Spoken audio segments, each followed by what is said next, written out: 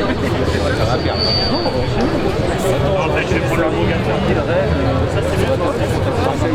Avec moi.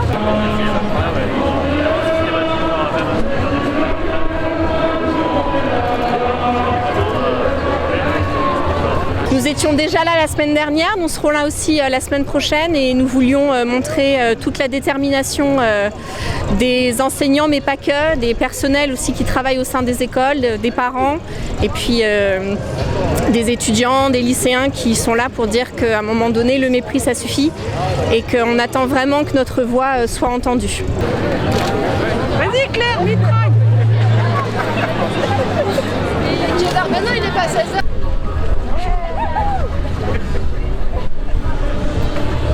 Les enfants sont, on va dire, les premiers révélateurs du mal-être que l'on peut tous connaître depuis cette pandémie. Le souci, c'est qu'il nous aurait fallu et il nous faut au quotidien des moyens pour justement aider au mieux ces élèves.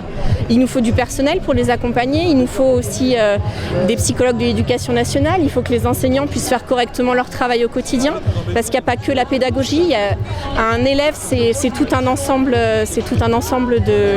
d'éléments à prendre en compte pour son bien-être, parce qu'avant tout, on est là quand même pour le bien-être des enfants.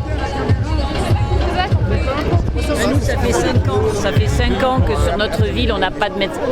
Sur notre ville, moi j'y suis depuis 5 ans, donc ça fait plus de 5 ans qu'on n'a pas de médecin scolaire, par exemple. Et une infirmière qu'on partage avec le collège, et quand l'infirmière est malade, il n'y a personne. Donc en fait, depuis le début de la pandémie, on n'a pas de personnel de santé sur toute la circonscription, c'est-à-dire un collège et 7 écoles. Enfin, sur la ville, pas sur la circonscription.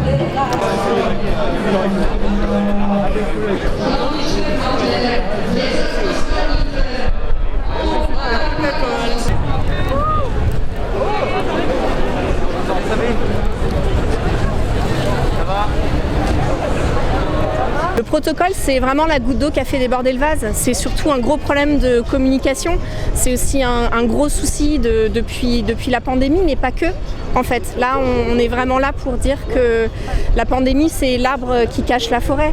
Le gros souci, c'est un vrai souci de fond. Ça fait des années que l'école publique et que l'éducation nationale est cassée à petit feu. Et là, finalement, on récolte. Disons que la pandémie exacerbe. C'est le résultat d'une politique de casse de l'école depuis des années.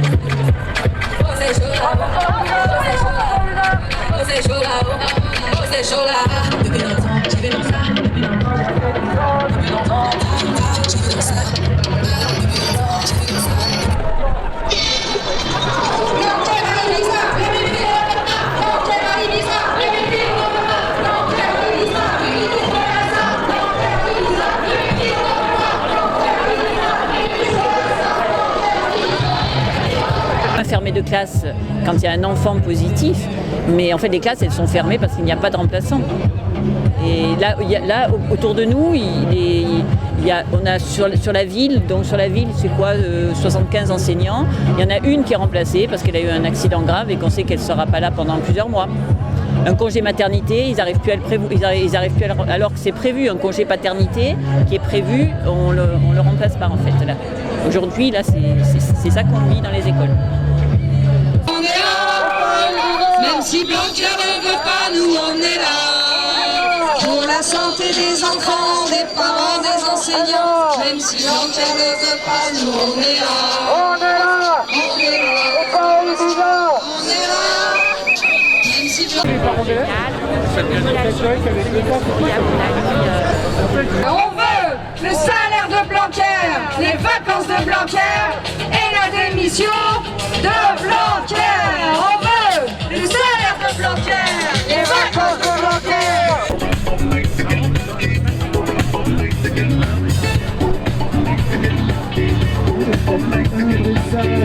C'est pas l'école de Blanquer.